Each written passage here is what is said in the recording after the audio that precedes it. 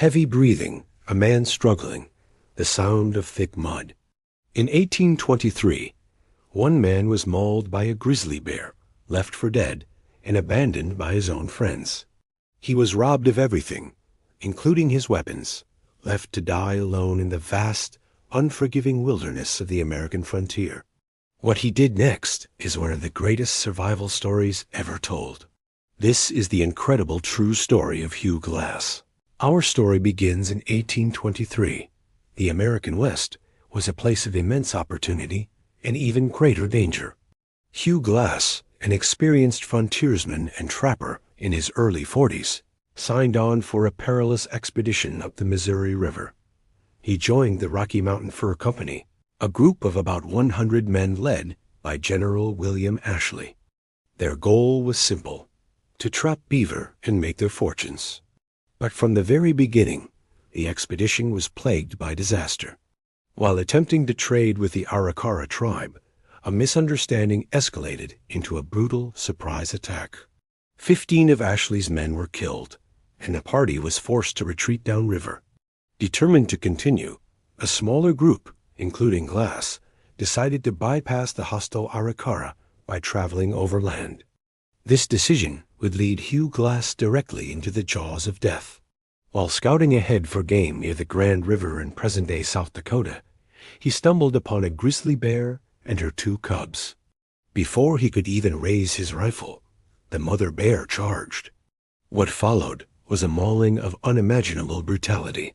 The grizzly, weighing hundreds of pounds, tore into him with its claws and teeth. It ripped open his scalp, punctured his throat, broke his leg, and left deep gashes all over his body, exposing his ribs. His fellow trappers heard his screams and rushed to help, eventually killing the bear. But Hugh Glass was a wreck. He was barely breathing. His body was shattered, and no one believed he could possibly survive. General Ashley, seeing Glass as a lost cause, offered a bonus to 2 men who would stay behind to bury him once he inevitably died.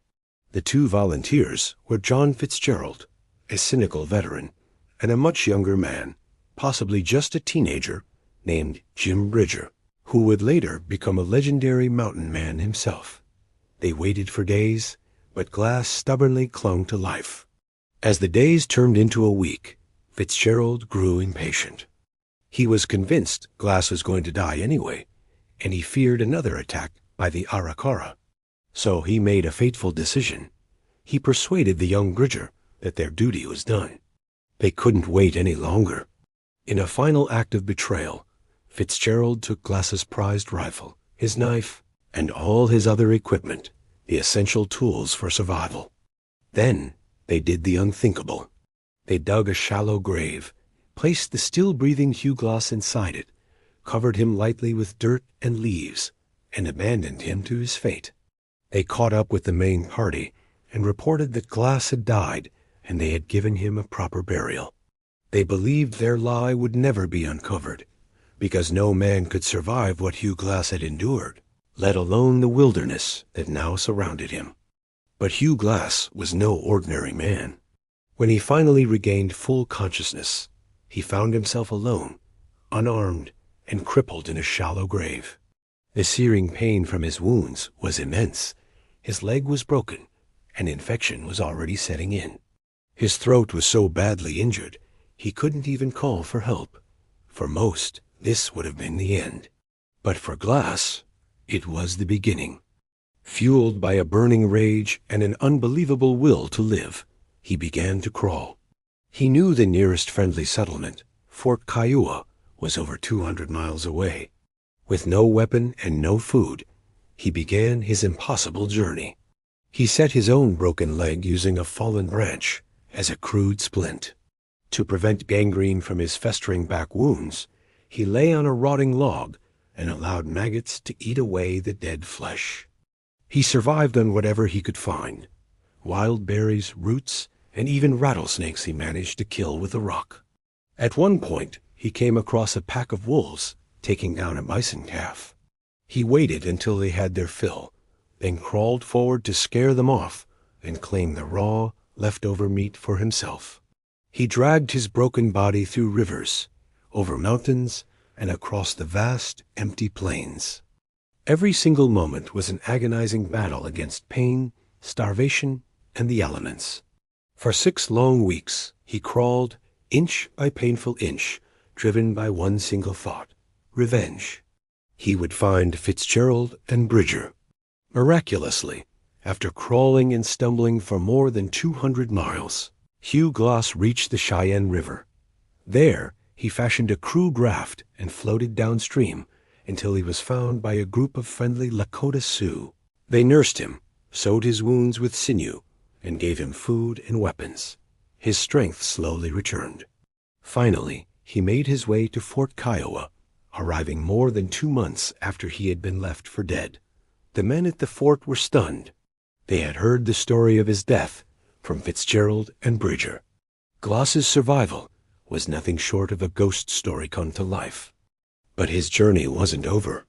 He learned that Fitzgerald had joined the army and was stationed at Fort Atkinson, hundreds of miles away. Glass immediately set out to find him. When he finally confronted Fitzgerald, the man who had robbed him and left him to die, something inside Glass had changed. Fitzgerald was now a U.S. soldier, and killing him would be a federal crime. Glass retrieved his stolen rifle, but he chose to let the man live. Perhaps the journey itself had purged him of his need for vengeance. He then tracked down the young Jim Bridger. Seeing the boy's terror and remorse, and understanding he had been manipulated by the older Fitzgerald, Glass forgave him completely. Hugh Glass returned to the life he knew, continuing to work as a trapper and explorer for another decade. His incredible story became a legend among the mountain men of the West, a testament to human endurance. In 1833, 10 years after the bear attack, his luck finally ran out. He was killed in another fight with the Arikara tribe, the very same people who had set his tragic ordeal in motion. His story has been immortalized, most famously in the movie The Revenant, which captured the raw brutality of his experience. But the real story of Hugh Glass needs no Hollywood embellishment. It is a powerful reminder of the astonishing strength of the human spirit when pushed to its absolute limit. It proves that sometimes, against all logic and all odds, some men simply refuse to die. Thanks for watching. If you enjoyed this story of survival, don't forget to like and subscribe for more tales from history's wildest frontiers.